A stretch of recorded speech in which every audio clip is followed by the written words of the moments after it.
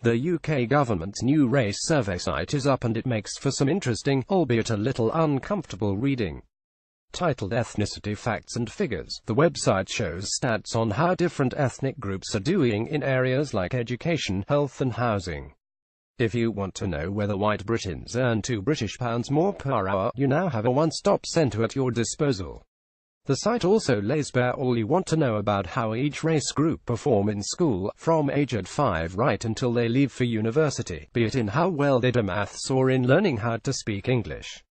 See also China aims to dominate higher education via 42 world-class universities. The aim of this whole race disparity audit is, at least for UK Prime Minister Theresa May, who commissioned it, her personal crusade to destroy ethnic injustice.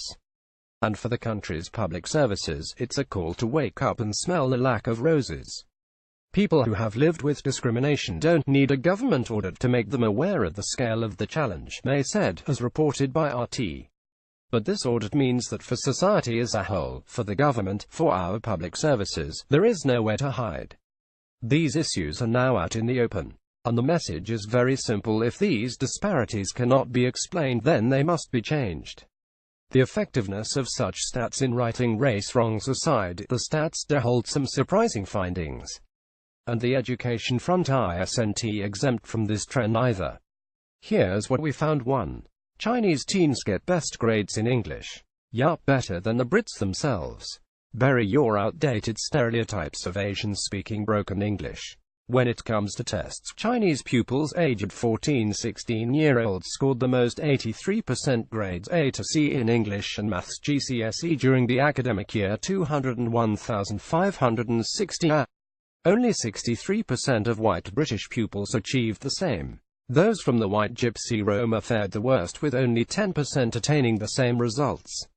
However, it is noted that some of the stats quoted are based on very small numbers of pupils and can be variable over time. 2.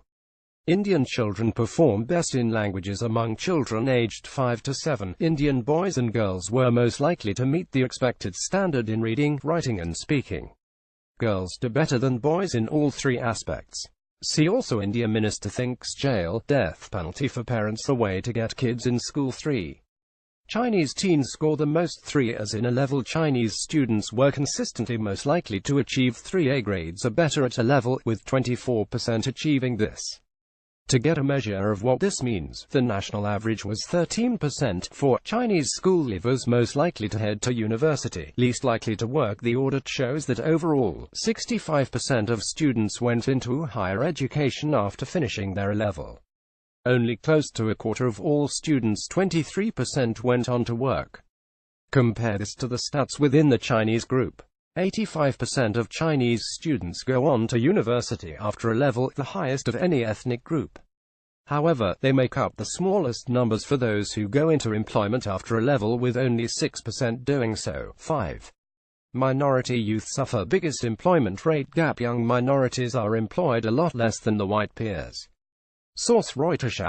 The employment rate gap refers to the difference between the employment rate for the overall population and that for ethnic minorities.